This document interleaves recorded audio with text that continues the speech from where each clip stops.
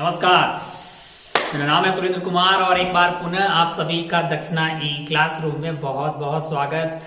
हम system of particle में centre of mass वगैरह पता कर चुके हैं पहले और फिर कुछ बेहतरीन किस्म के सवालों पे पहुंच गए हैं। बहुत थोड़ी सी थ्योरी उससे पहले हमने देखी और अब उसके जो है बेहतरीन सवाल अपन देख रहे हैं। लास्ट टाइम हमने बुलेट प्रॉब्लम, ये जंप लगाने वाला वो सब किया। खैर उससे आगे बढ़ते हैं और कुछ बेहतरीन सवाल जो है वो आज देखते हैं। आज बेसिकली सवाल ही देखेंगे अपन अच्छे। और क्या था, लास्ट टाइम कोई सवाल होमवर्क में दिया था, मैंने कहा हाँ नहीं, हम वैसे वाले सवाल सोल्व कर रहे थे जिसमें वर्क एनर्जी थ्योरम भी इन्वॉल्व करवा रहे थे और मोमेंटम कंजर्वेशन एक डायरेक्शन है ना, वैसा वाला। तो एक सस्ता सवाल शायद हमने कर दिया था, क्या था, कैसा, हाँ फेवराइट, बहुत इजी टाइप वाला कि हाँ ऊपर से रिलीज किया नीचे आ जाएगा, ऐसे वाले पे तो यहाँ पे कितनी रफ्तार होगी उस तरह का। खैर उसी का बड़ा भाई, यानी थोड़ा उससे टफ करते हुए हमने शायद होमवर्क में दिया था, है ना। ऐसा कोई सवाल हमने होमवर्क में दिया था कि हमारे पास एक ऐसा इंक्लाइन प्लेन है जिसका ये जो एंगल ऑफ इंक्लिनेशन है वो शायद 37 डिग्री दिया था। क्या 53 दिया हो तो 53 लिख देना, 37 डिग्री दिया हो तो 37 डिग्री कर देना, है ना।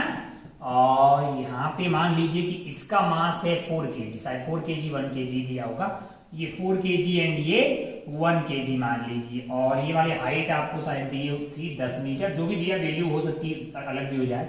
मुद्दे की बात यही थी कि इसको यहां से रिलीज कर दिया, किसको, 1 kg इस ब्लॉक को रिलीज कर दिया गया है। अच्छा ऐसा, बहुत बढ़िया। और कहीं पे कोई फ्रिक्शन नहीं है ना, all surfaces are smooth, all surfaces are smooth, all surfaces are smooth, मतलब सारी सरफेस कैसी है, स्मूथ है।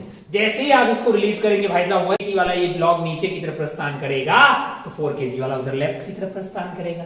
फिर सवाल क्या था कि ये जो 1 kg वाला ब्लॉक है वो यहां पहुंच जाएगा टिक टिक टिक लोअर मोस्ट पॉइंट पे। जब वो लोअर मोस्ट पॉइंट पे पहुंच जाएगा तब जो है ये 4 kg वाले की रफ्तार क्या होगी, तब जो 4 kg वाला वेट है उसकी रफ्तार क्या होगी, ये था सवाल आपसे। जब ये 1 kg वाला यहां से रिलीज किया गया है वो लोअर मोस्ट पॉइंट पे पहुंच जाएगा तब 4 kg वाले ब्लॉक की रफ्तार क्या होगी उनका। बहुत बढ़िया भाई साहब, बहुत ही खूबसूरत। पिछले वाले सवाल को आप करके आए थे तो वैसा ही तो सवाल था, ये आपको लगा कि बहुत ही इजी होगा, है भी इजी, ऐसा कुछ नहीं। पिछले वाले सवाल में अपन ने क्या था, माना कि इसकी रफ्तार क्या है, माना कि इसकी रफ्तार इधर की तरफ हो गई है v1, क्या हो गई है v1। ये जब नीचे आएगा, अब इसकी रफ्तार जो है ग्राउंड के रिस्पेक्ट में किस डायरेक्शन में होगी ये बताना यहाँ पे थोड़ा टफ पड़ेगा। क्यों, पिछले बार इजी था क्योंकि वो हॉरिजॉन्टल सरफेस थी तो उधर ही की तरफ होगी। अब इस बार क्या हो रहा है, मैंने कहा इसमें ये वाली सरफेस आगे मूव कर रही है तो इसके साथ ये इधर भी मूव कर रहा होगा, प्लस इसके रिलेटिव ये नीचे की तरफ स्लाइड भी कर रहा होगा। मैंने कहा हाँ, तो फिर इसकी ग्राउंड के रेस्पेक्ट में मैंने कहा इधर कुछ रिजल्टेंट आएगा, वो बताना थोड़ा टफ है। अच्छा, लेकिन अगर आप थीटा बन के इसके ऊपर में बैठ जाए, इसके ऊपर में बैठ जाए तो क्या आप ये नहीं बोल सकते कि इसकी रफ्तार इधर की तरफ होगी, थीटा के रेस्पेक्ट में 1 kg वाला ब्लॉक 37 डिग्री इसके रेस्पेक्ट में ऐसे जा रहा होगा, ग्राउंड के रेस्पेक्ट में किधर जा रहा होगा वो अपन पता करते हैं। यहाँ पे v जो है वो 1 kg की ग्राउंड के रेस्पेक्ट में रफ्तार नहीं है, किसके रेस्पेक्ट में है, 4 kg के रेस्पेक्ट में। हाँ, इसके रिलेटिव वो ऐसे जा रहा है v से। मैंने कहा अच्छा, बहुत बढ़िया भाई साहब। हा। अगर आप ध्यान से देखें, इसका नाम मान लो अनीता रख दिया, इसका नाम अपन ने बबीता रख दिया, तो velocity of Anita with respect to Babita ये वाला दी है v, है ना। Velocity of a with respect to b, क्योंकि क्या होगा, velocity of a minus velocity of b। हमें क्या चाहिए, मैंने कहा हमें a की रफ्तार चाहिए।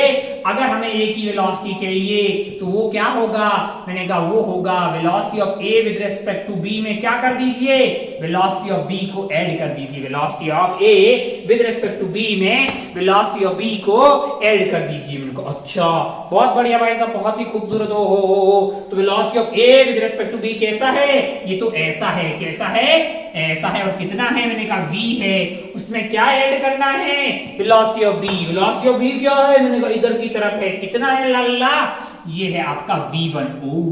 तो क्या ये वेक्टर और ये वेक्टर, ये वाला वेक्टर है, ये वाला वेक्टर है, इन दोनों का रिजल्टेंट ही हमें क्या देगा, इन दोनों का रिजल्टेंट हमारे पास जो आएगा मान लीजिए इस तरह का कुछ वेक्टर आ गया है, ये है आपके लिए velocity of A with respect to ground. ये वाला एंगल क्या है, ये वाला एंगल है 37 डिग्री। एक मिनट, अच्छे सवाल कर रहे हैं अपन। मास्टर ने बहुत पहले आपको बोला था कि मास्टर आपको सिस्टम ऑफ पार्टिकल और रोटेशनल मोशन बहुत अच्छे लेवल का पढ़ाया जाएगा, तो इनको समझते जाने का, ताकि जो मार्केट में लोग मिलते हैं और मैकेनिक्स बहुत टफ होती है, सिस्टम ऑफ पार्टिकल आ गए पता नहीं, फिर रोटेशन वगैरह समझ में ही नहीं आता है, तो ऐसे लोगों की भीड़ में आप शामिल नहीं होंगे। आप उन लोगों में से होंगे कि अबे कुछ भी टफ नहीं है, बहुत ही इजी है, लॉजिकली समझें तो कुछ बहुत ज्यादा टफ वाली बात नहीं है, और थोड़ी टफ होनी भी चाहिए ताकि हर आदमी को समझ में ना आए, तो फिर आपकी वैल्यू होगी ना यार। गुड, अब अच्छे बच्चे हैं, इसमें कोई दोहराए वाली बात नहीं है। अगेन तो ये हो गया V और ये हो गया V1 हो गया, बहुत बढ़िया भाई साहब, बहुत ही शानदार। इन दोनों का जो रिजल्टेंट आएगा वो आपका VA हो जाएगा। अच्छा, अगर आप ध्यान से देखें, जब ये यहां से यहां आ रहा होगा तो ये इस पे नॉर्मल लग रहा होगा, इस पे ऐसे नॉर्मल लग रहा होगा, ओहो दोनों पे नीचे mg लग रहा होगा। अगर मैं A और B दोनों को सिस्टम ले लूं, यहाँ पे कोई फ्रिक्शन नहीं है, तो क्या A और B के सिस्टम पे हॉरिजॉन्टल डायरेक्शन में कोई एक्सटर्नल फोर्स है? तू बोलेगा नहीं, कोई एक्सटर्नल फोर्स नहीं है, तो क्या कंजर्व होना चाहिए? लीनियर मोमेंटम कंजर्व होना चाहिए। Pi is equal to P final in horizontal direction, in horizontal direction, in horizontal direction. मैंने कहा अच्छा भाई साहब, बहुत बढ़िया, बहुत ही खूबसूरत। हो Pi इज इक्वल टू क्या होना चाहिए? P फाइनल होना चाहिए। Pi is equal to P final. मैंने कहा अच्छा भाई साहब, बहुत बढ़िया। अब आप ध्यान से देखें तो P होता है M इंटू V, और वहां पे V जो होता है वो आपका V जो होता है वो होता है ग्राउंड के रिस्पेक्ट में। तो अगर आप ध्यान से देखें तो पहले जीरो था तो बाद में भी जीरो होना चाहिए, इसका इधर वाला उधर वाला सेम होना चाहिए। इधर वाला तो आपके लिए आ जाएगा 4v1, 4v1 must be equal to इसका उधर वाला, ओहो, लेकिन रफ्तार हमें ग्राउंड के रिस्पेक्ट में चाहिए, तो ये v के मैं दो कंपोनेंट कर लेता हूं, इस वाले v के, ये वाला क्या आएगा? 4v/5 आएगा, आएगा कि नहीं आएगा? और ये वाला क्या आएगा? मैंने कहा 3v/5 है ना। तो अगर आप ध्यान से देखें तो हॉरिजॉन्टल कंपोनेंट रहेगा हमारे लिए इस जो रिजल्टेंट का, वो रिजल्टेंट कुछ इस तरह से रहेगा। वो जो रिजल्टेंट है हो सकता है कि मैंने ऐसे बनाया हो, ये जो रिजल्टेंट है ये कुछ ऐसा आता हुआ दिखाई आपको दे। अच्छा है, ये जो साइड वाला होगा ये हो जाएगा आपका 4v/5 minus v1, 4v/5 minus v1, और आपके लिए क्या है? और आपके लिए जो इधर वाला कंपोनेंट है वो ये है आपके लिए 3v/5। इन दोनों का रिजल्टेंट जो है इधर कुछ आता हुआ दिखाई देगा। हाँ खैर कोई बात नहीं, ये वाली वैल्यू जो है इनका रिजल्टेंट ऐसे आ जाएगा जो कि आपका VA हो जाएगा। खैर अगर आप ध्यान से देखें तो जो रिलेटिव जो आपका VA आ रहा है उसका हॉरिजॉन्टल कंपोनेंट ये हो गया, वर्टिकल कंपोनेंट क्या हुआ? ये हो गया।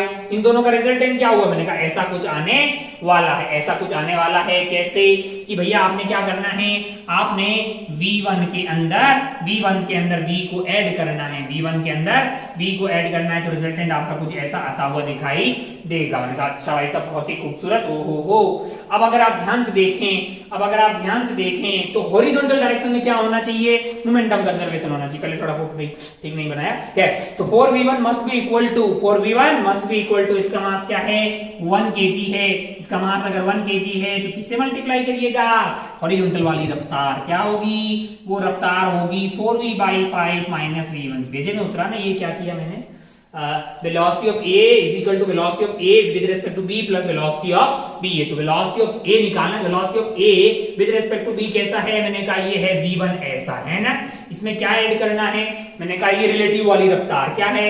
मैंने कहा ये ऐसा है ना, ऐसा कुछ। इन दोनों का रिजल्टेंट कैसा आएगा? मैंने कहा ये आ जाएगा भाई साहब, है ना, इनिशियल से फाइनल जोड़ने वाला। अब वो ये जो रिजल्टेंट आ रहा है इसके एक हॉरिजॉन्टल कंपोनेंट है, ये फाइनल वाला ये वर्टिकल कंपोनेंट। हॉरिजॉन्टल में मेरा इंटरेस्ट है, क्यों? क्योंकि Pi is equal to P final में मैं बातें कर रहा हूं हॉरिजॉन्टल में लीनियर मोमेंटम कंजर्वेशन की। तो 4v is equal to 1 into 4v/5, ये मेरे लिए पहला इक्वेशन आ जाएगा। कहां से? मैंने कहा लीनियर मोमेंटम कंजर्वेशन किया है। कौन सी डायरेक्शन में? हॉरिजॉन्टल डायरेक्शन में। इसमें कोई दोहराए वाली बात नहीं है। अच्छा ऐसा, बहुत बढ़िया, बहुत खूबसूरत। यहाँ पे वेरिएबल है 2 और हमारे पास इक्वेशन बनी है एक, तो उम्मीद है कि हमें एक और इक्वेशन की जरूरत पड़ेगी। क्या यूज किया जाएगा? तो आप खुद ही बोल देंगे साहब कि वर्क एनर्जी थ्योरम यूज किया जाए। Work energy theorem, work energy theorem कैसे यूज कर, एक मिनट पहले बता रहा हूं मैं, सवाल अच्छे हैं तो मस्त एकदम दिमाग लगा के उसको अच्छे से समझना है। सवाल अच्छे हैं, इसमें कोई दोहरा वाली बात नहीं है। थोड़ी दिक्कत आपको हो सकती है बट ठीक है, उसको समझने का। वर्क एनर्जी थ्योरम लगाते हैं। अब आप यहां से यहां पे आए तो क्या कम हुआ है आपका, काइनेटिक एनर्जी बढ़ी है, पोटेंशियल एनर्जी कम हुई है। बाकी कोई फ्रिक्शन वगैरह था नहीं तो सीधा मैं ऐसा बोल सकता हूं ना कि gain in potential energy, loss in potential energy is equal to gain in kinetic energy. शुरू में काइनेटिक एनर्जी 0 थी तो गेन इन काइनेटिक एनर्जी अब क्या हो गया है 1/2। 4 kg वाले की रफ्तार क्या है 4 इंटू इसकी रफ्तार क्या हो गई है v1 हो गई है, तो v1 का स्क्वायर हो जाएगा plus 1/2 into 1 into V square. क्या ये सच सही लिखा है मैंने, 1/2 मास इंटू वी का स्क्वायर।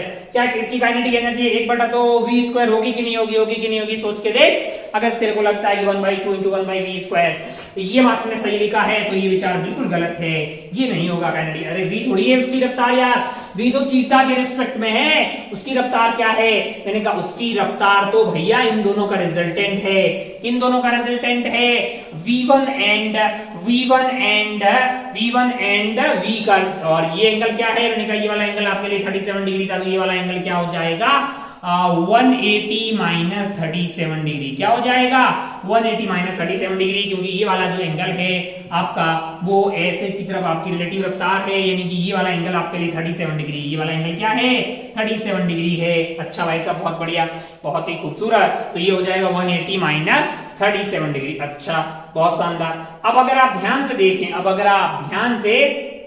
देखें तो भैया बात ऐसा है कि आपके पास जो तो आपको क्या चाहिए, आपको इन दोनों का रिजल्टेंट चाहिए v, जो कि क्या हो जाएगा, जो कि आपके लिए हो जाएगा अंडर रूट ऑफ v1 का स्क्वायर प्लस, मैंने कहा प्लस क्या आ जाएगा v का स्क्वायर, मैंने कहा plus twice of v into v1 into बीच का एंगल क्या है, बीच का एंगल है cos 180 degree minus 37 degree, cos 180 degree minus 37 degree. मैंने कहा अच्छा ऐसा बहुत ही खूबसूरत, ओह जोरदार। आगे बढ़ते हैं, ये वाला v को उठा के रख, हमें यहाँ जरूरत पड़ेगी। ये जो v है ये रिलेटिव वाला, ये क्या है, ये वेलोसिटी ऑफ ए है, किसके रिस्पेक्ट में है, ग्राउंड के रिस्पेक्ट में। किसके रिस्पेक्ट में है, ग्राउंड के रिस्पेक्ट में है। अच्छा तो फिर क्या करना चाहिए, मैंने कहा फिर ये हो जाएगा 1/2 इंटू 4 इंटू v1 का स्क्वायर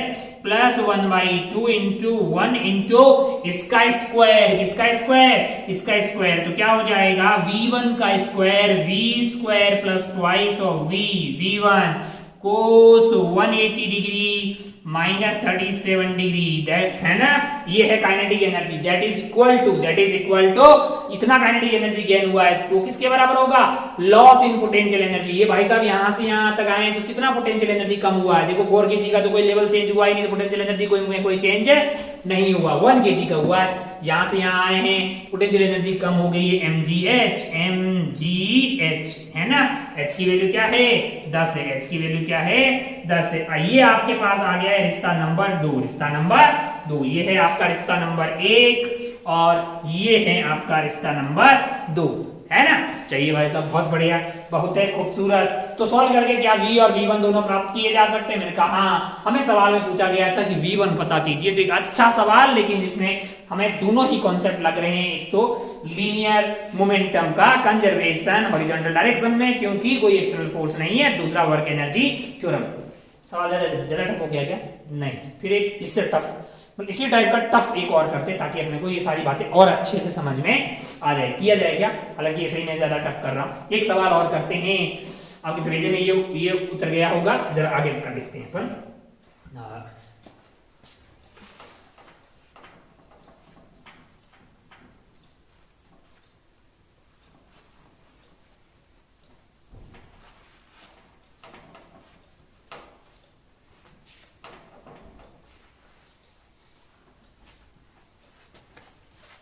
एक और सवाल बनाते हैं, जैसे मान लो कि मैं ऐसा कोई सवाल बना दूं, एक और मस्त सवाल बनाते हैं ऐसा ही टफ करके। हाँ मान लो अपने पास एक गाड़ी है, एक कार्ट, क्या है, एक कार्ट।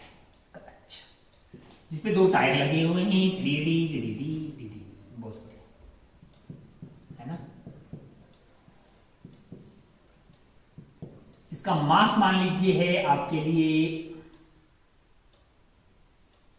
ऐसे 5 kg कर देते हैं, और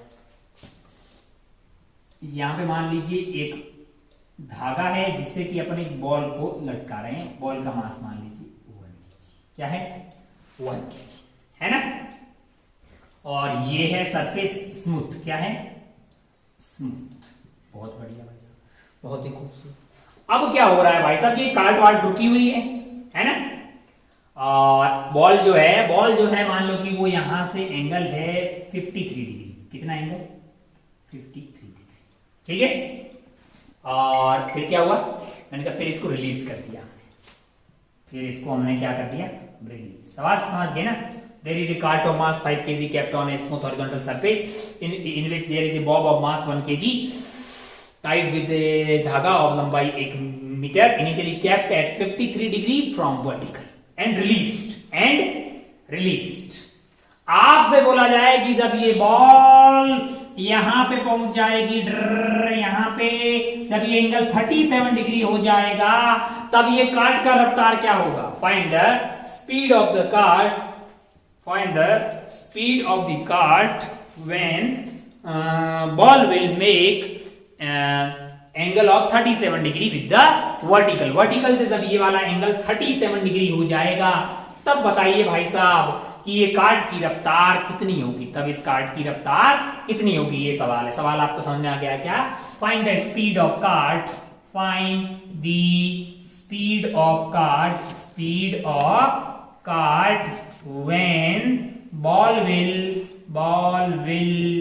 make an angle of 37 degree with the vertical के साथ भाई साहब जब ये आपकी बॉल जो है वो 37 डिग्री का एंगल बनाएंगे, 53 से रिलीज की और 37 जब हो जाएगा, तब ये कार्ट की रफ्तार किधर होगी। लॉजिकली सोच के देखिए, कार्ट मूव करेगा क्योंकि हाँ क्यों, क्योंकि हॉरिजॉन्टल में सेंटर ऑफ मास किधर ही मूव नहीं करेगा। क्यों, क्योंकि हॉरिजॉन्टल में कोई फोर्स है ही नहीं। अगर ऐसा है तो फिर बॉल उधर जा रहा है तो कार्ट को उधर जाना चाहिए। ये जो कार्ट है इसकी रफ्तार मैं बोल रहा हूं कि इधर हो गई है, मान लीजिए क्या हो गई है v1 हो गई है, v1 कार्ट की रफ्तार हो गई। अब ये जो बॉल है वो क्या कर रही है, मैंने कहा वो तो ऐसे सर्कुलर करती हुई इधर जा रही होगी, लेकिन जिस कार्ट में है वो खुद ही उधर चल रही है। तो बॉल की रफ्तार ग्राउंड के रिस्पेक्ट में किधर होगी, मैंने कहा बताना थोड़ा कॉम्प्लिकेटेड होगा। तो किसकी हेल्प लेंगे, चीटा की हेल्प लेंगे। चीटा अगर यहाँ बैठा है, तो उसको ये लगेगा कि भैया इसकी रफ्तार इधर है। मान लीजिए इस बार कुछ नया नाम देते हैं, मान लो यू है। ये चीटा को लगेगा कि ये सर्कुलर कर रही है, यहां से रिलीज की 0, यहाँ आते आते उसकी रफ्तार यू हो गई है। क्या हो गई है, यू हो गई। क्या ये यू ग्राउंड के रिस्पेक्ट में, मैंने कहा नहीं। ग्राउंड के रिस्पेक्ट में कैसे पता करेंगे, मैंने कहा भैया velocity of ball with respect to cart दिया हुआ है आपको ऐसा। Velocity of ball with respect to cart is equal to velocity of ball minus velocity of cart. Velocity of ball अगर चाहिए, velocity of ball with respect to cart में क्या कर देंगे, वेलोसिटी ऑफ कार्ट ऐड कर देंगे। तो with respect to cart वाला तो ये रफ्तार था, इसमें क्या ऐड कर दोगे, v1 ऐड कर दोगे, है ना। तो इन दोनों का जो भी रिजल्टेंट आएगा, वही आपके लिए क्या हो जाएगा, वही आपके लिए हो जाएगा एंगल, जो वही आपके लिए हो जाएगा वेलोसिटी ऑफ b, यानी कि बॉल जो है विद रिस्पेक्ट टू ग्राउंड। अब आपको ये करना बहुत टफ नहीं होगा। ध्यान से अगर आप देखें पुराना सवाल और इसमें कोई डिफरेंस नहीं है। ये एंगल है 37 डिग्री, ये वाला होगा 53 डिग्री, तो ये वाला एंगल क्या हो गया है 37 डिग्री। और ये वाला एंगल क्या हो जाएगा बीच का, तो आपके लिए ऐसा हो गया है। v1 किस साइड है, मैंने कहा इस साइड है। u कैसा है, मैंने कहा ऐसा है। बीच का एंगल क्या है, मैंने कहा भैया बीच का एंगल है 143 यानी कि 180 degree minus 37 degree minus 37 degree. मैंने कहा अच्छा भाई साहब बहुत बढ़िया, बहुत ही खूबसूरत। हो ये एंगल है आपका 37 डिग्री, तो u का इधर वाला कंपोनेंट आ जाएगा 4u/5 एंड ये वाला क्या हो जाएगा 3u/5 है ना। अब आप ध्यान से देखिएगा तो आपके लिए ये वाली वैल्यू इधर की तरफ आ गई है 4u/5 minus v1 divided by 3u/5। ओहो, हॉरिजॉन्टल में जो रफ्तार होगी v की उसका कंपोनेंट आ जाएगा 4u/5 minus v1, 4u/5 minus v1। तो क्या होना चाहिए, pi is equal to P final होना चाहिए पहला इक्वेशन हॉरिजॉन्टल डायरेक्शन में। कौन सी डायरेक्शन में, हॉरिजॉन्टल डायरेक्शन में, हॉरिजॉन्टल डायरेक्शन में क्या होना चाहिए, pi is equal to P final. Oh, तो अगर आप ध्यान से देखें तो इस डायरेक्शन में कौन जा रहा है, 5 kg का ये जो कार्ट है उसकी रफ्तार क्या है, मैंने कहा v1 है, किसके रेस्पेक्ट में है, ग्राउंड के रेस्पेक्ट में है। दूसरा मैंने कहा 1 kg का बॉल है, इधर की तरफ बॉल की रफ्तार ग्राउंड के रेस्पेक्ट में क्या है, 4u/5 माइनस v1। थोड़ा अच्छा सवाल था ना, मजा आया ना, डरे नहीं, ये नहीं पूछा जाएगा आपसे, थोड़ा सा अच्छे एग्जाम में पूछा जा सकता है ओलंपियाड वगैरह में, लेकिन हम कॉन्सेप्ट समझ गए कि अच्छा वर्क एनर्जी मिला लोगे, रिलेटिव भी मिला लोगे, तो हम डरने वाले लोगों में से नहीं है, हम कर डालेंगे, क्योंकि कोई बहुत ज्यादा टफ नहीं। आप भी जानते हैं जेईई के सवाल भी, जैसे इस साल का जेईई अपन देखें 2020 का पेपर नंबर 2, तो काफी बेहतरीन सवाल उसमें पूछे गए थे, है ना। तो हम भी तो कुछ वैसे सवाल करेंगे, तो इसे डरना नहीं चाहिए। हम अगर आप मतलब पूरा 100% तो वैसे भी नहीं करना होता है, टॉपर भी नहीं लाता है, तो कुछ अच्छे सवाल भी कर लेंगे तो आपको बहुत बेहतरीन रैंक आएगी। और उम्मीद है कि आप रैंक के लिए पढ़ रहे हैं, सिर्फ सिलेक्शन के लिए नहीं, है ना। क्योंकि भैया मतलब बायोटेक्नोलॉजी, सेरामिक्स नहीं लेने आए, मतलब वो उससे बेटर आपको computer science, maths and computing, electronics and communication, electrical, जो भी आपकी पसंद की ब्रांच रहेगी वो आप लेना चाहेंगे। लेकिन पसंद की ब्रांच उसको मिलती है जिसकी हवा अच्छी होती है, यानी जिसकी रैंक अच्छी होती है, यानी कि AIR, ऑल इंडिया रैंक्स, या जो भी आपकी कैटेगरी है उसमें बेहतरीन रैंक होगी तो ये आपको अच्छी ब्रांच मिलेगी, या अच्छा IIT यानी ओल्ड IIT जो है वो तभी मिलेगा जब आपकी रैंक बहुत ही बेहतरीन होगी। और वो बेहतरीन कैसे होती है रैंक, वो होती है तीनों सब्जेक्ट में अच्छे सवाल को भी सॉल्व कर डालना, ताकि आपके नंबर ठीक ठाक से थोड़े ऊपर टाइप के आए, है ना। चलिए, तो आप समझदार है, इतनी जानकारी आपको वैसे थी भी सही। pi is equal to p final, तो आपका ये मोमेंटम कंजर्वेशन लगा दिया, तो यहाँ से एक रिश्ता आ गया। अब ऑब्वियस है कि आप ये बोलिएगा कि सेकंड कहाँ से आएगा, तो उससे पहले आप खुद ही सोच के बताइए कि सेकंड कहां से आएगा, तो आप बताएंगे वर्क एनर्जी थ्योरम जो है लगा देते हैं। सेकंड इक्वेशन क्या कैसे लगाएंगे, by work energy theorem, work energy theorem लगा देंगे। नीचे आएंगे तो भाई साहब किसका टेंशन का वर्क डन 0 है ना, क्यों, क्योंकि टेंशन पर परपेंड, तो यहां से यहां आने में क्या हुआ है, मैंने कहा क्या कम हुआ है, अगर आप ध्यान से अगर आप देखें तो बात ये है कि यहां से आने में आपको क्या कम हुआ है, पोटेंशियल एनर्जी कम हुई है। क्या कम हुई है, पोटेंशियल एनर्जी कम हुई, इज इक्वल टू क्या होना चाहिए, गेन इन काइनेटिक एनर्जी। तो क्या कर देंगे, जितना पोटेंशियल एनर्जी कम हुआ है इज इक्वल टू क्या होना चाहिए, गेन इन काइनेटिक एनर्जी। जब आप काइनेटिक एनर्जी लिखेंगे तो रफ्तार को क्या लिखिएगा, रफ्तार को क्या आप ये लिखेंगे कि 1/2 5 into v1 का square plus 1/2 into 1 into u का स्क्वायर। मैंने कहा नहीं, u का स्क्वायर नहीं करेंगे, किसका स्क्वायर करेंगे, इन दोनों के रिजल्टेंट का। क्या आएगा वो आएगा v1 का स्क्वायर, ये आपको वेलोसिटी ऑफ बॉल मिल जाएगी ग्राउंड के रेस्पेक्ट में, v1 का स्क्वायर u का square twice of u v1 into क्या आ जाएगा आपके पास, cos 180 डिग्री माइनस 37 डिग्री। तो ये आपको रिजल्टेंट मिल गया भाई साहब, बहुत बढ़िया, बहुत ही खूबसूरत, हो बहुत शानदार। काहे गिर रहे हो भैया। अब अगर अपन ध्यान से देखें, ये कर लेंगे, आपको बहुत ज्यादा टफ सवाल नहीं बचा अब आपके लिए।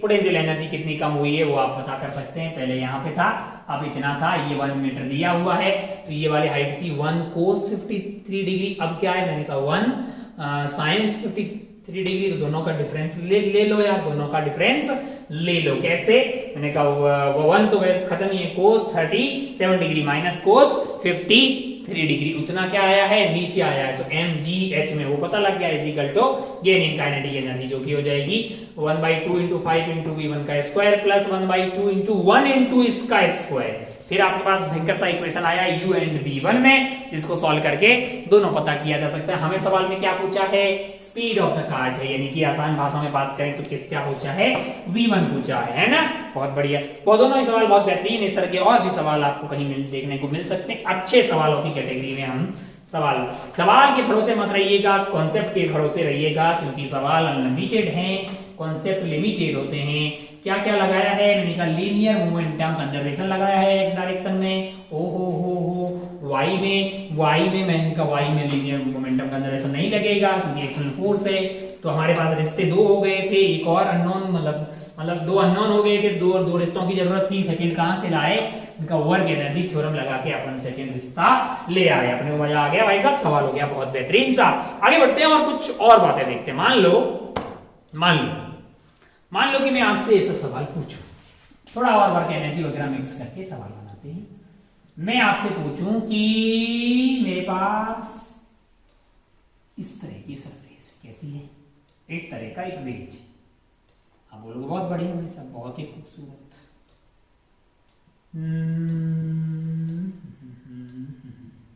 चलिए, और इसका मास मान लीजिए है 4 kg। क्या है? 4 kg, 4 kg। अच्छा, बहुत बढ़िया। और इसके ऊपर मान लीजिए कि हम रख देते हैं एक ब्लॉक 2 kg का। कितने का?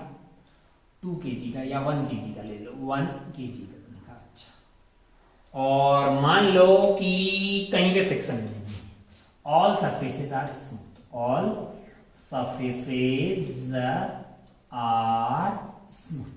बढ़िया भाई सब लोग, बड़ी मजा आ गया।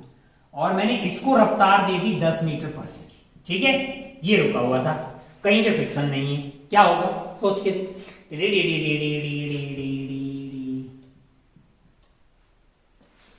कहीं पे कोई फ्रिक्शन नहीं है। अगर कहीं पे कोई फ्रिक्शन नहीं होगा तो क्या होगा? क्या ये वाला ब्लॉक जो है वो उधर जाने की कोशिश करेगा? मैंने कहा मस्त जाएगा, यहां तक जाएगा, तब तक 4 kg को कोई फर्क पड़ने वाला नहीं है। क्यों? क्योंकि 4 kg तो उसको रोक ही नहीं रहा। क्यों? क्योंकि दोनों के बीच में कोई फ्रिक्शन है ही नहीं। फिर मैंने कहा फिर नॉर्मल लगने लगेगा इस पे, 4 kg वाले पे। फिर क्या होगा?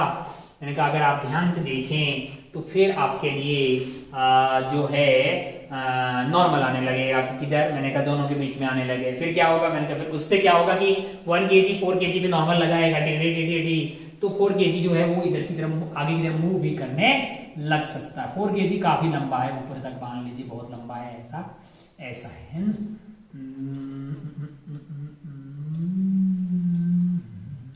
बन जा यार, अच्छा बन जा, सीधा ऊपर से कुछ वेरी कुछ इस तरह, और कहीं फ्रिक्शन नहीं है। अब जरा ध्यान से देखें क्या होगा।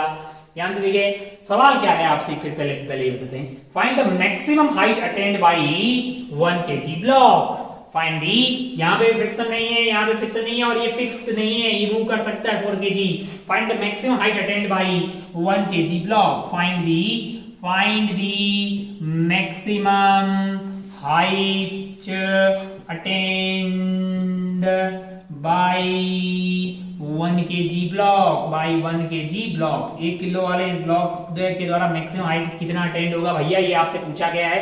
खैर खेला शुरू करते हैं। 1 kg वाला डर उधर जाएगा। अच्छा, सेंटर ऑफ मास की रफ्तार क्या है? पहले सोच के देखो, 0 नहीं है, मतलब वो कुछ है 1 × 10 + 4 × 0 डिवाइडेड बाय 5 है ना, तो 2 मीटर पर सेकेंड है। सेंटर ऑफ मास रुका हुआ नहीं है, तो ये पूरा कार्यक्रम उधर की तरफ जाएगा। Centre of mass, centre of P I = P, मतलब जो है sorry centre of mass rest पे नहीं है, सेंटर ऑफ मास रेस्ट पे नहीं है। हॉरिजॉन्टल में कोई एक्शन फोर्स नहीं होगा, वर्टिकल में होगा। खैर पी आई = पी फाइनल रहेगा, इसमें कोई दोहराई वाली बात नहीं है। आपसे पूछा है कि मैक्सिमम हाइट अटेंड क्या होगी।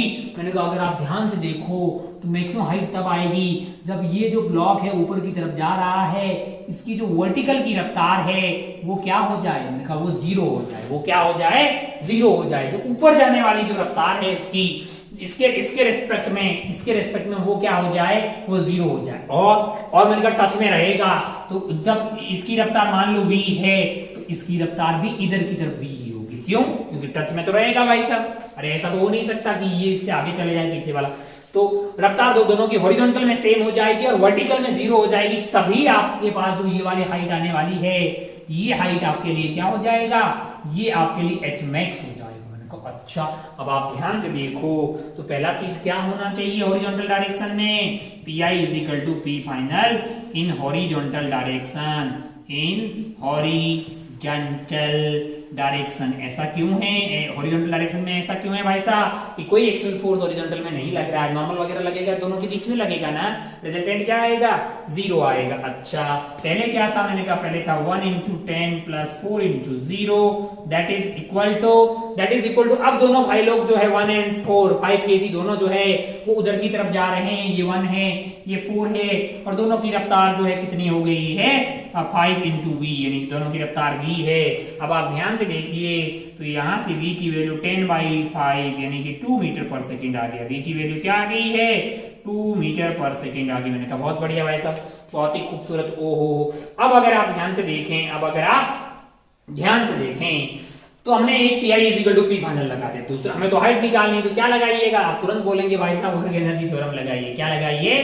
वर्क एनर्जी थ्योरम लगाइए। अच्छा ये भाई साहब यहाँ से यहाँ तक गए थे तो किसने वर्क किया? मैंने कहा ग्रेविटी अकेला है जिसने वर्क किया होगा। और ग्रेविटी का वर्क डन नेगेटिव, मतलब पोटेंशियल एनर्जी बढ़ी है तो काइनेटिक एनर्जी क्या हुई है? कम हुई है ना। पोटेंशियल एनर्जी बढ़ी है तो काइनेटिक एनर्जी कम हुई है। कितना काइनेटिक एनर्जी कम हुई है? पहले काइनेटिक एनर्जी कितनी थी? पहले आपके पास काइनेटिक एनर्जी थी 1/2 इंटू 1 इंटू 100 प्लस मैंने कहा 4 kg वाले की थी 0। अब क्या हो गया है? मैंने कहा अब फाइनल वाली इसमें से घटा देते हैं। 1/2 इंटू 5 किलो जो टोटल है वो 2 मीटर पर सेकेंड की रफ्तार से चल रहा है। ये final kinetic energy, initial kinetic energy that is equal to mgh, that is equal to mgh। अच्छा किसकी पोटेंशियल एनर्जी बढ़ी होगी? सिर्फ 1 kg वाले की, मतलब 4 kg वाला तो अपना हाइट चेंज नहीं कर रहा है ना। mgh यानी कि 1 इंटू 10 इंटू h है ना, हाइट उसी की तो निकाल रहे हैं अपन। अब आप ध्यान से देखिएगा तो ये हो गया है 50 minus 10 that is equal to 10h। तो यहां से h की वैल्यू क्या आ गई है? 4 मीटर। यानी कि कितनी हाइट अटेंड करेंगे ये भाई साहब? ये जो 1 kg वाला है वो यहाँ पे 4 मीटर की हाइट को अटेंड करने वाला है। अपने को अच्छा लगा भाई साहब कि बहुत ही खूबसूरत, बहुत ही बढ़िया, बहुत ही शानदार 4 मीटर की ये जो हाइट है वो अटेंड करेंगे अपने 1 kg के ब्लॉक। अच्छा लगा अपने को इसमें कोई दिक्कत नहीं हुई क्योंकि अपन इससे टफ पे, पहले वाला सवाल दोनों इससे टफ थे, ये थोड़ा इजी हुआ ना, थोड़ा इजी हुआ ना यार, मजा आया? मैं ज्यादा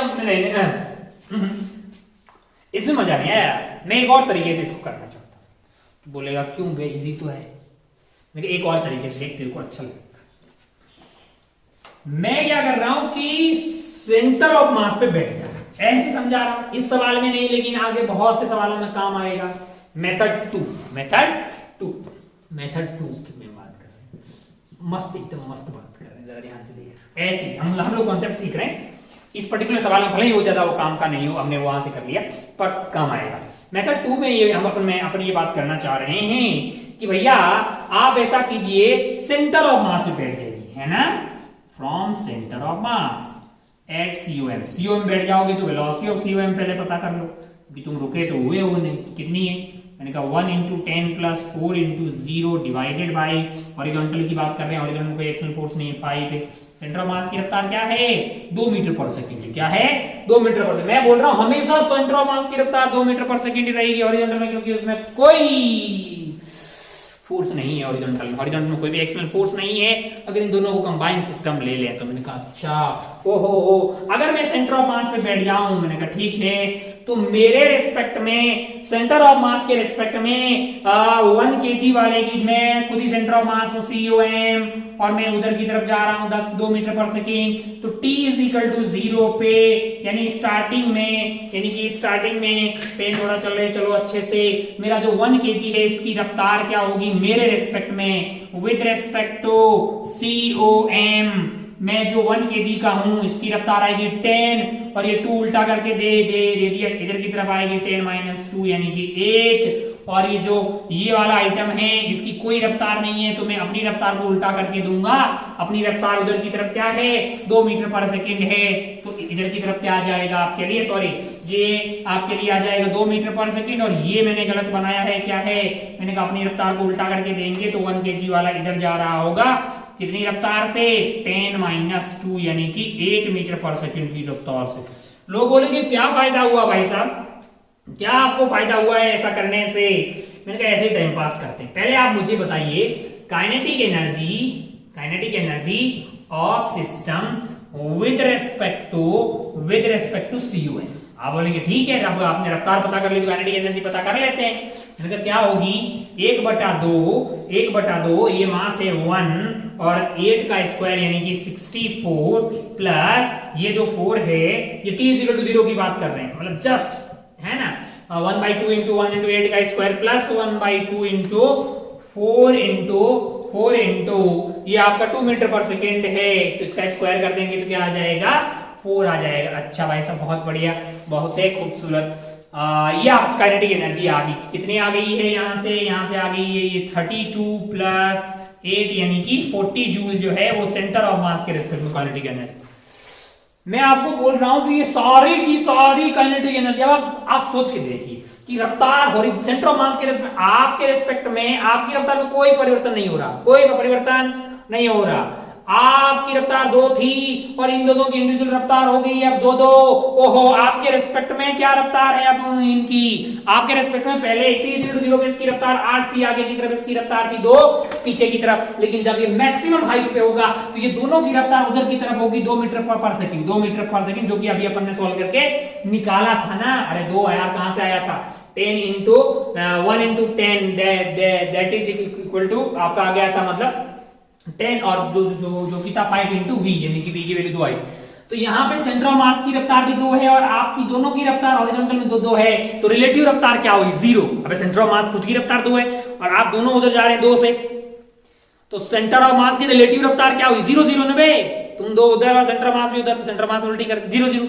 अब सेंटर ऑफ मास के रिस्पेक्ट में शुरू में काइनेटिक एनर्जी क्या थी 40 जूल, और अब सेंटर ऑफ मास के रिस्पेक्ट में आपकी रफ्तार होगी वही होगी जो सेंटर ऑफ मास की रफ्तार है, मतलब सेंटर ऑफ मास के रिस्पेक्ट में 0 होगी, मतलब सेंटर ऑफ मास के रिस्पेक्ट में काइनेटिक एनर्जी क्या होगी 0, और सेंटर ऑफ मास के रिस्पेक्ट में पहले काइनेटिक एनर्जी क्या थी 40, अब क्या है, अरे फाइनल में सेंटर ऑफ मास के रिस्पेक्ट में रफ्तार ही जब 0-0 हो जाएगी, ये v दोनों 2 हो जाएगी, पर सेंटर ऑफ मास की रफ्तार हमेशा 2 इधर है, तो रिलेटिव रफ्तार 0 होगी दोनों की, तो दोनों की सेंटर ऑफ मास में बैठे हुए आदमी को काइनेटिक एनर्जी क्या लगेगी 0 लगेगी। अरे यहाँ की नहीं यार, ओ तो सेंटर ऑफ मास के रिस्पेक्ट में पहले काइनेटिक एनर्जी थी 40 जूल, कितनी थी 40 जूल, अब क्या हो गई है 0 हो गई है। तो ये सारी की सारी एनर्जी जो सेंटर ऑफ मास के रिस्पेक्ट में काइनेटिक की फॉर्म में थी, अब वो पोटेंशियल एनर्जी में तब्दील होगी, अब वो किसमें कन्वर्ट हो गई है पोटेंशियल एनर्जी में, mgh क्या है h is 4 मीटर, वैसे भी 4 आया था ना, अब अभी भी 4 है। आप बोले क्या मेहनत तो की है आपने, मेहनत तो इसमें की है, क्या फायदा है इससे, मैंने कहा एक बात यहाँ पे आप नोट बना के लिखिए क्या फायदा है, मैं आपको बताता हूं। सेंटर ऑफ मास की फ्रेम में जो पूरी की पूरी काइनेटिक एनर्जी थी वो किसमें कन्वर्ट हो गई है पोटेंशियल एनर्जी में, है ना। तब आपको क्या मिला है मैक्सिमम हाइट अटेंड मिली है, जब सेंटर ऑफ मास के रिस्पेक्ट में जो काइनेटिक एनर्जी है वो पूरी की पूरी पोटेंशियल एनर्जी में तब्दील हो जाती है, तभी हमें मैक्सिमम हाइट मिलती है, तभी हमें क्या मिलती है मैक्सिमम हाइट मिलती है। सोच के देख ले कि भैया सेंटर ऑफ मास के रिस्पेक्ट में जो काइनेटिक एनर्जी थी वो पूरी की पूरी किस में तब्दील हो गई है पोटेंशियल एनर्जी में, तभी हमें क्या मिला मैक्सिमम हाइट मिली। मैंने कहा अच्छा इस सवाल पे मैं थोड़ी पीएचडी करूंगा, अभी करूंगा और करूंगा, मैं बोला अभी पेट नहीं भरा, मैं चाहता हूं कि मतलब मजा आ जाए। मजा कब आएगा पता है, ये हाइट आपके लिए क्या आ गई 4 मीटर, क्या आ गई 4 मीटर आई है। मैंने कहा अच्छा हाँ, अब सोच के देख कि मान लो कि ये 4 मीटर तक ऊपर जा सकता है ना, 4 मीटर तक ऊपर जा सकता है, लेकिन मान लो कि ये 4 मीटर तक ऊपर था ही नहीं, इसकी खुद की हाइट क्या थी मान लो कि 3 ही मीटर थी, कितनी थी 3 मीटर, तो क्या होगा मान लो कि भैया ये इसकी औकात थी 4 मीटर तक ऊपर जाने की लेकिन इसके हाइट जो है ये ऊपर की तरफ क्या थी 4 केजी का था, लेकिन हाइट जो है वो 3 ही मीटर थी। अब क्या होगा सवाल लिख दें आगे, नया सवाल बनाते हैं अपन कि अब क्या होगा जब 3 मीटर का ही होगा।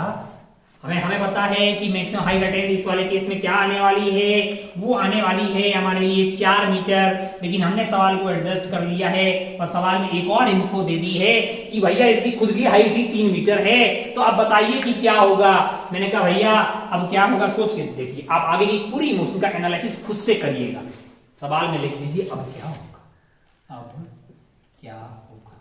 अच्छा सवाल क्या होगा, आइए देखते हैं अब क्या होगा। अब जरा ध्यान से देखें, ये 1 kg वाला उधर की जा रहा था, 4 kg वाला भी मस्त है एकदम।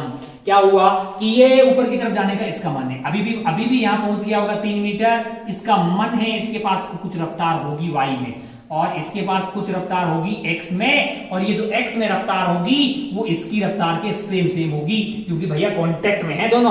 भैया दोनों लोग कैसे हैं? कांटेक्ट में हैं। अगर दोनों लोग कांटेक्ट में हैं तो मतलब ये दोनों रफ्तार तो सेम होनी चाहिए हॉरिजॉन्टल में। वर्टिकल में इसका मन था ऊपर जाने का, और भाई साहब वो ऊपर जाने का मन था क्योंकि ऊपर वो जा सकता है अभी भी 1 मीटर, लेकिन वहां है नहीं, तो ये जाएगा भाई साहब, सपोर्ट अलग हो जाएगा, ये ऐसे उछल जाएगा, है ना। ओ हो ऐसे उछलते हुए कहां गिरेगा? वापस आके गिरेगा। लेकिन जब ये अलग हुआ था तो इसके पास दो रफ्तार रहेगी, one is vx, one is vy। vx इसकी भी थी, इसकी भी vx, दोनों की हॉरिजॉन्टल रफ्तार सेम है, तो ये आगे जाएगा, वो भी आगे जाएगा। ऐसा समझ कि ये और ये दोनों की हॉरिजॉन्टल रफ्तार सेम है, इसकी ऐसे ऐसा क्या वापस मुलाकात नहीं हो जाएगी? वो ऊपर से प्रोजेक्टाइल करते हुए लौट के आएगा, तब तक ये बोलेगा कि हम यहाँ पहुंच गए हैं, हमारी और आप दोनों की हॉरिजॉन्टल रफ्तार सेम थी, आओ वापस हमारे गले मिल जाओ। ये यहाँ आके वापस गिर जाएगा, क्या हो जाएगा? प्रोजेक्टाइल हो जाएगा, है ना। ये भाई साहब जो है वो यहाँ से आगे बढ़ जाएंगे, कुछ ये उतने ही आगे बढ़ेंगे जितनी ये वाले प्रोजेक्टाइल की रेंज होगी। क्या आपके भेजे में कुछ बातें उतरी है? हाँ, कि रेंज कैसे पता करेंगे? मैंने कहा रेंज तो होगी भाई, ये रफ्तार तो vx होगी, vx इनटू टाइम पीरियड हो जाएगा कैपिटल T। अच्छा, टाइम पीरियड कैसे पता करेंगे?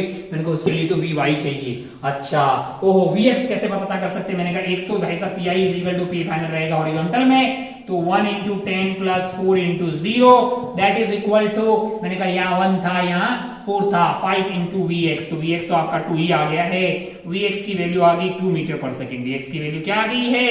2 मीटर पर सेकेंड आ गई। मैंने कहा बहुत बढ़िया भाई साहब, बहुत ही खूबसूरत। ओ, अब अगर आप ध्यान से देखें तो vy कैसे प्राप्त करेंगे? vy कैसे प्राप्त करेंगे भाई? जब ये संपर्क टूटने वाला था, इसके पास दो रफ्तार थी, एक तो है इसकी 2 मीटर पर सेकेंड और एक क्या है? vy है ना। नेट रफ्तार इधर की तरफ कुछ रही होगी, 4 प्लस vy का स्क्वायर रहेगी कि नहीं रहेगी? अच्छा भाई, बहुत बढ़िया।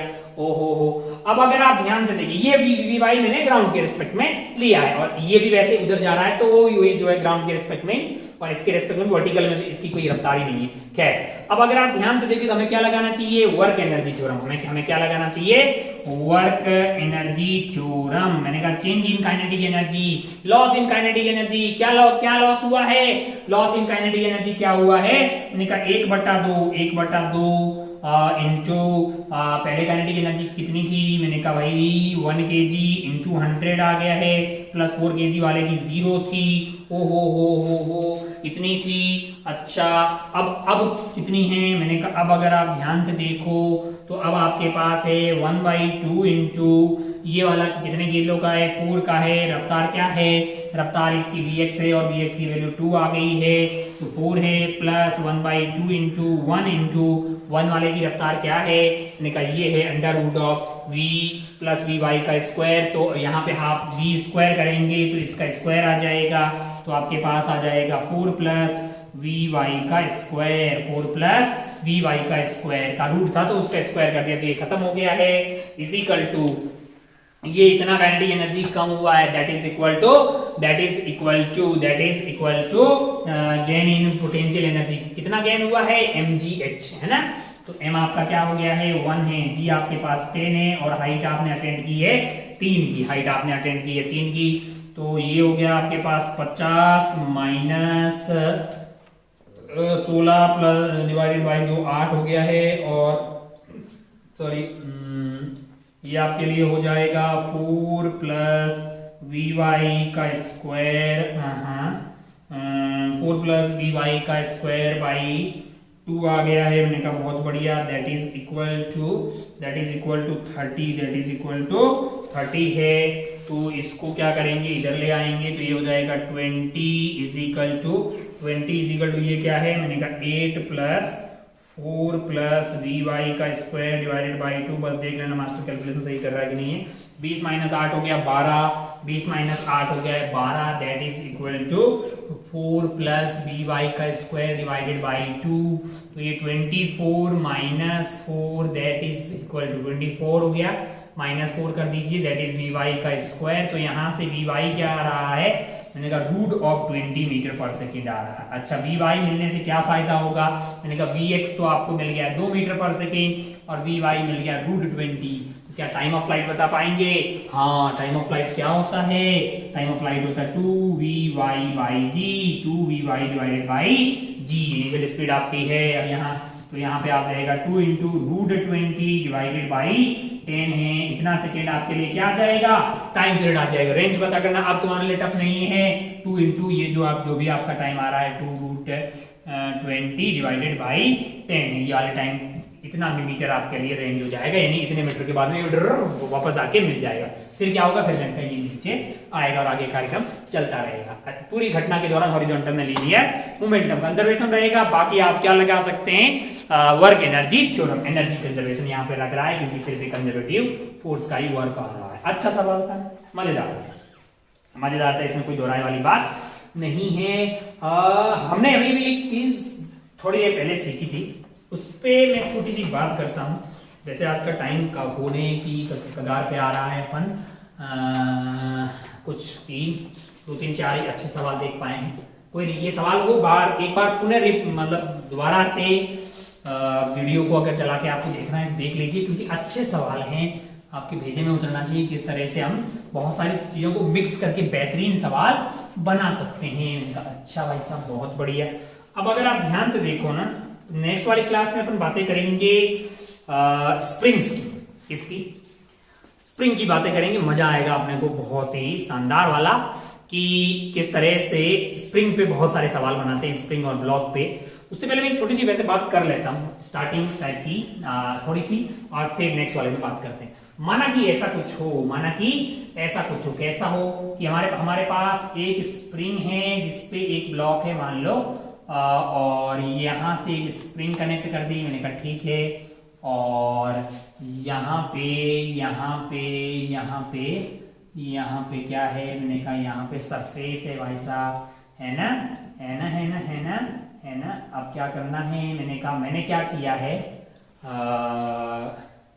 मैंने ना इसकी रफ्तार को, इसका नाम, इसको m1 कर देता हूं, इसको m2 कर देता हूं। इसकी रफ्तार को मैंने v1 बोल दिया, मैंने इसकी रफ्तार को v2 बोल दिया, है ना। थोड़ा आसान कर देता हूं, मैंने बोला कि v1 0 ही है, v2 क्या है, v2 मान लो v0, स्प्रिंग कांस्टेंट k है ना। और आपसे पूछा फाइंड, ये दोनों बंधी हुई है friction less surface, smooth surface कैसी है, स्मूथ सरफेस कैसी है, स्मूथ है। Find the maximum compression in the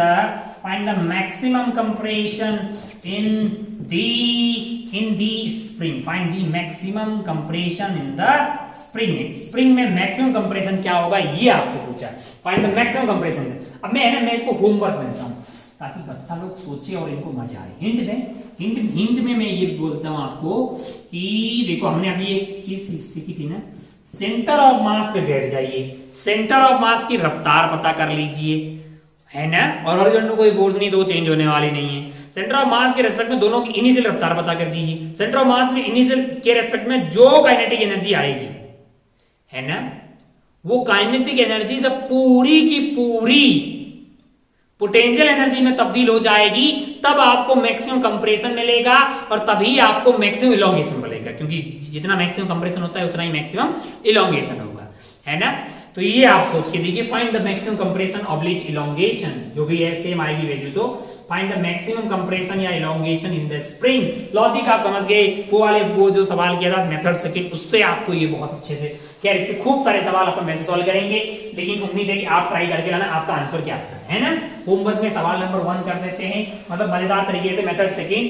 centre of mass की रफ्तार आप पता करें, सेंटर ऑफ मास के रेस्पेक्ट में दोनों की रफ्तार पता कर ले, फिर क्या होगा, सेंटर ऑफ मास फिर हाफ mv² प्लस हाफ, तो दोनों की काइनेटिक एनर्जी पता कर ले किसके, सेंटर ऑफ मास के रेस्पेक्ट। और जब वो पूरी की पूरी किसमें तब्दील हो जाए, हाफ की x² में, तब क्या होगा, तब जो x आएगा वो मैक्सिमम इलोंगेशन होगा, वही मैक्सिमम कंप्रेशन होगा। उनका अच्छा, बहुत बढ़िया भाई साहब, बहुत ही शानदार। इस तरह के खूब सारे सवाल सॉल्व करेंगे। एक और सवाल मैं होमवर्क में दे देता हूं ताकि आप सोच के आए। मान लो कि ये वाला ब्लॉक है हमारे पास, नहीं, यहाँ पे एक बॉल है, ये वाली एक बॉल है, एक और बॉल है, मान लो इसका मास क्या है 2 kg है, और इसका मास क्या है 4 kg है। 4 kg कहाँ रखी हुई है, फ्रिक्शन लेस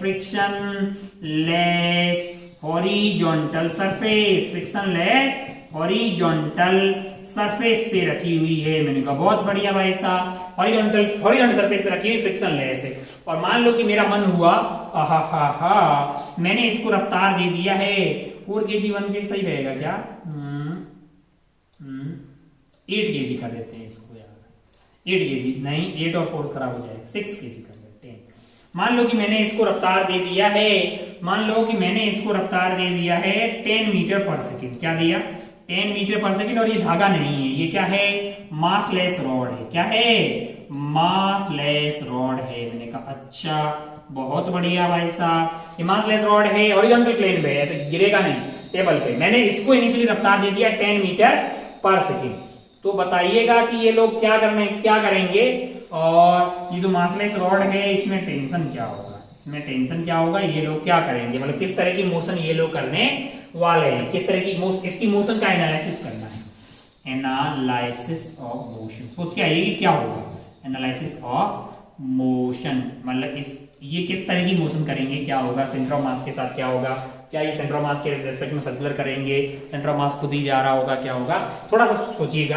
तो बॉल है जिनको 6 kg 4 kg जिनको कनेक्ट किया एक मासलेस रॉड से, और इसको रफ्तार दे दिया 10 मीटर पर सेकेंड, ये प्लेन पे रखी हुई है, ऐसे हॉरिजॉन्टल प्लेन पे रखा हुआ है, और वो प्लेन कैसा है फ्रिक्शन लेस है, कहीं पे फ्रिक्शन नहीं है। आपसे पूछा कि इसमें टेंशन क्या होगा, और इन दोनों की मोशन का एनालिसिस करो, सेंटर ऑफ मास कैसे पाथ पे जा रहा होगा, और सेंटर ऑफ मास के रिस्पेक्ट में ये दोनों क्या कर रहे होंगे।